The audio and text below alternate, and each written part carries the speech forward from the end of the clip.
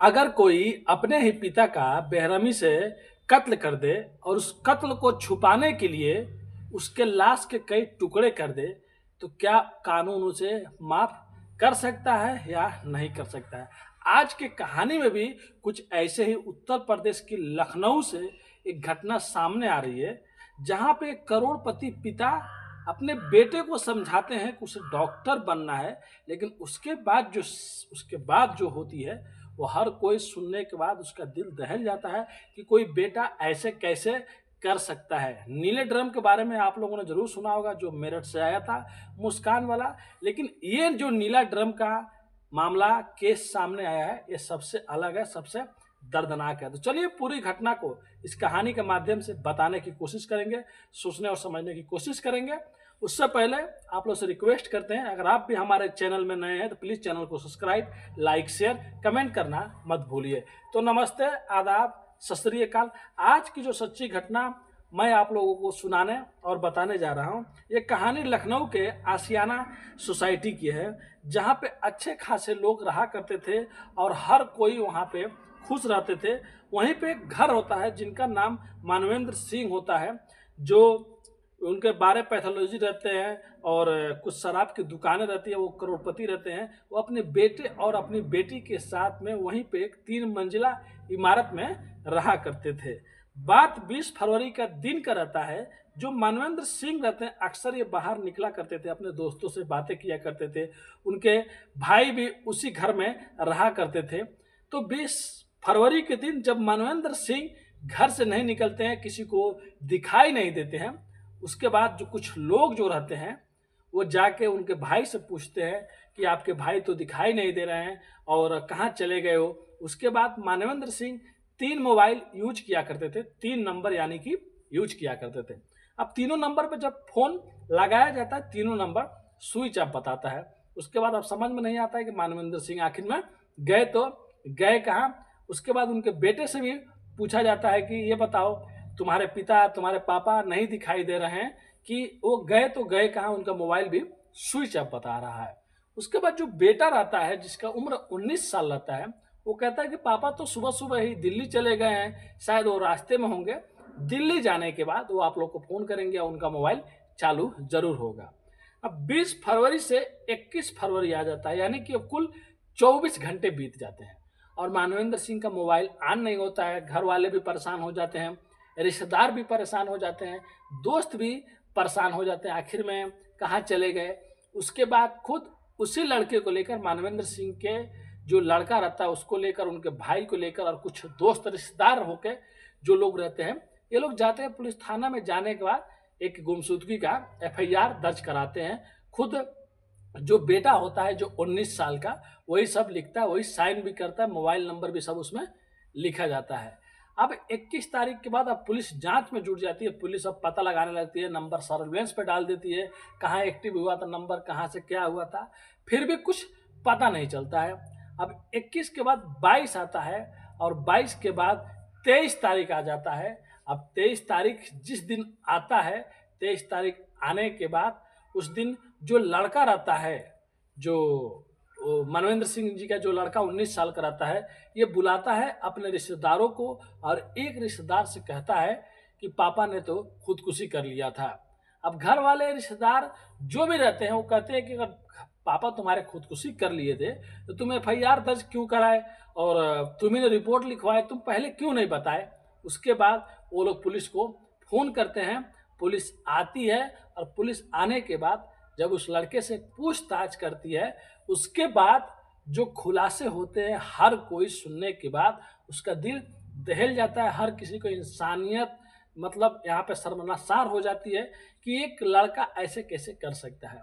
उसके बाद वो जो जो चीज़ें बताता है पुलिस सुनती है, उसको वहाँ से पुलिस थाने लेके जाती है, फिर बाद में पुलिस थाने से उसको उसी घर में लेके आती है, पूछताछ करने लगती है पुलिस को, क्योंकि उस पर शक हो गया रहता है कि इधर उधर की वो बातें कर रहा होता है।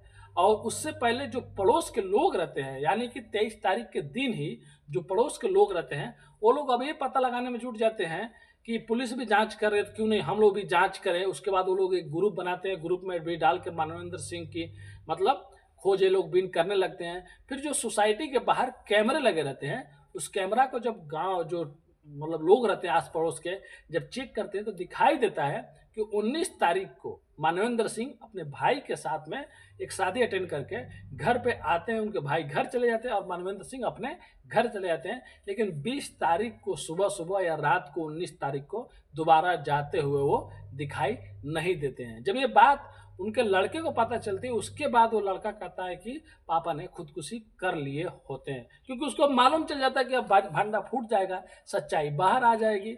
उसके बाद पुलिस जब उसको लेके जाती है, लेके आने के बाद फिर उसको पुलिस वहाँ से लेके चली जाती है। जो ग्राउंड फ्लोर रहता है, पुलिस वहाँ ग्राउंड फ्लोर पे जाती है और ग्राउंड फ्लोर पे जाने के बाद पुलिस को एक नीला ड्रम नजर आता है। अब पुलिस को शक यकीन में बदल जाता है। जब नीला ड्रम को खोला जाता है तो एक सर के नीचे का जो धड़ होता है और पेट होता है, मतलब धड़ उसमें एक रहता है। अब पुलिस उसको उठाती है। उठाने के बाद कुछ पुलिस वाले और आते हैं, हॉस्पिटल से एक एम्बुलेंस बुलाया जाता है। एम्बुलेंस में उस ड्रम को रखा जाता है और पोस्टमार्टम के लिए भेज दिया जाता है। और उसके बाद अब जो लड़का जो कहानी सुनाया रहता है, अब वो कहानी मैं आप लोग को सुनाने जा रहा हूँ, जो मानवेंद्र सिंह का लड़का पुलिस वालों को बताया था। पूरी उसकी कहानी मैं आप लोग को सुनाने जा रहा हूँ, तो प्लीज़ पूरा वीडियो जरूर देखिएगा, पूरी कहानी जरूर सुनिएगा, अपनी राय कमेंट करके जरूर दीजिएगा। आपका भाई बहुत ज़्यादा मेहनत करता है, तो प्लीज़ हमारे चैनल को सपोर्ट भी कीजिएगा। बात 19 फरवरी की रात की रहती है, जब मानवेंद्र सिंह अपने भाई के साथ में एक शादी अटेंड करके जब घर पे आते हैं और आने के बाद उनके भाई वहाँ से चले जाते हैं और वो अपने घर पे जाते हैं, तो उनका ये रूटीन रहता है कि जब भी वो अपने काम से आते थे तो अपने बेटे से ज़रूर पूछते थे कि तुमने आज क्या किया, तुम क्या कर रहे हो, मतलब क्या नहीं किए। और मानवेंद्र सिंह जो रहते हैं वो ये चाहते थे कि उनका बेटा एक डॉक्टर बने, नीट का एग्ज़ाम पास करे। दो दो बार वो फेल हो चुका रहता है। उसको अच्छे से अच्छे स्कूल में और कोचिंग सेंटर में एडमिशन भी कराए रहते हैं कि वो कुछ बन जाए।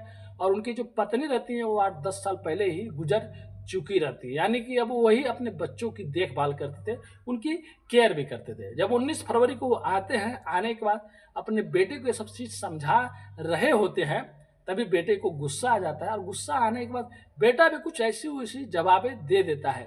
उसके बाद जो मानवेंद्र सिंह रहते हैं वो अपना जो लाइसेंसी रिवॉल्वर होता है वो निकालते हैं और अपने बेटे की तरफ तान देते हैं। लेकिन बेटा उसके बाद कहता है, ठीक है पापा, आप जो बोलोगे वो मैं करूँगा, बस आप जैसा करोगे वैसा मैं करने के लिए तैयार हूँ। अब पिता का गुस्सा थोड़ा सा ठंडा होता है। पिता जैसे ही नीचे रिवॉल्वर बंदूक रखते हैं, उसके बाद वो बेटा तुरंत उठाता है और उठाने के बाद उनके सीने पे एक गोली मार देता है। अब जैसे गोली मारता है, पिता वहीं पे गिर जाते हैं, खून से पूरा रूम भर जाता है और उनकी जान मानवेंद्र सिंह की वहीं पे चली जाती है। अब गोली चलने की आवाज़ सुनने के बाद जो उनकी बेटी होती है, यानी कि उस लड़के की छोटी जो बहन होती है, तुरंत अपने रूम से दौड़ती हुई आती है। और दौड़ती हुई आने के बाद वो भी ये सब चीज़ देखती है तो भी डर जाती है। लेकिन जो लड़का रहता है वो गुस्से में कहता है कि अगर तुमने किसी को कुछ बताया तो तुमको भी पापा के जैसे ही मार दूंगा, इसके लिए तुम खामोश रहो, चुपचाप रहो। उसके बाद उसको ले जाके उसके ही कमरे में वो बंद कर देता है। और अब 20 तारीख की सुबह वो निकलता है और अच्छे से नहाता धोता है, अपनी बहन के पास जाता है और कहता है कि क्या तुम नाश्ता करोगी। उसके बाद पिज़्ज़ा ऑर्डर करता है, पिज़्ज़ा आता है, लोग खाते हैं। और उसके बाद फिर वो अब सोच रहा होता है कि अब कैसे भी शाम हो, इस लाश को कैसे ठिकाने लगाऊं, क्योंकि जो मानवेंद्र सिंह रहते हैं उनका शरीर थोड़ा भारी रहता है, तो वो अकेले उसको उठा के नहीं लेके जा सकता था। इसके लिए वो मार्केट जाता है। मार्केट जाने के बाद वहाँ से कुछ आरी वरी ये सब चीज़ें खरीद के लेके आता है और उनके लाश को ग्राउंड फ्लोर पर ले जाके सबसे पहले हाथ काट देता है। और हाथ काटने के बाद फिर उसके बाद पैर काट देता है और उसके बाद सब चीज़ अलग अलग कर देता है।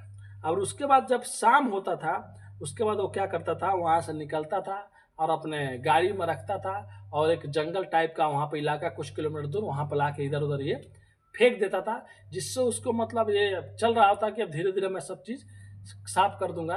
तब तक इधर ये लोग सीसीटीवी कैमरा जो आस पड़ोस के लोग रहते हैं, पुलिस स्टेशन में एफआईआर भी दर्ज हो गया रहता है।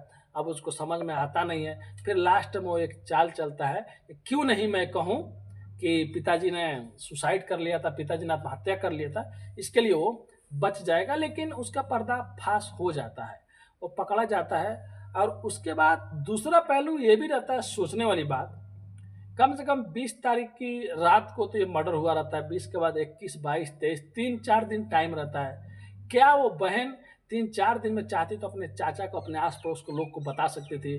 क्योंकि जब 21 तारीख को आस-पड़ोस के लोग, रिश्तेदार लोग, घर के लोग सब कोई ढूँढ रहा होता है, तब उस लड़की को वहाँ पे सेफ फ़ील होना चाहिए था, क्योंकि उसका भाई क्या कर सकता है उतना लोगों के साथ में।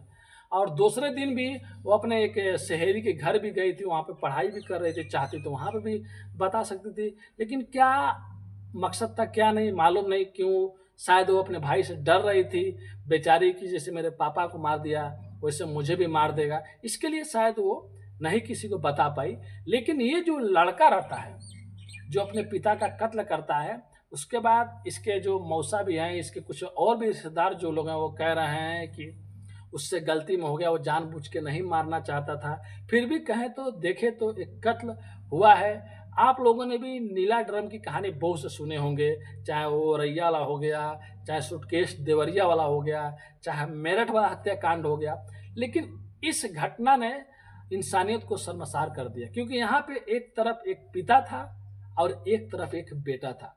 पिता यही चाहता था कि उसका लड़का, उसका बेटा डॉक्टर बने, कुछ अच्छा नाम करे। उसके 12 पैथोलॉजी चल रहे थे जो, और 3-4 2-3 शराब की दुकान भी थी। मतलब पैसे की कमी नहीं थी, बेटा कुछ अच्छा नाम करता।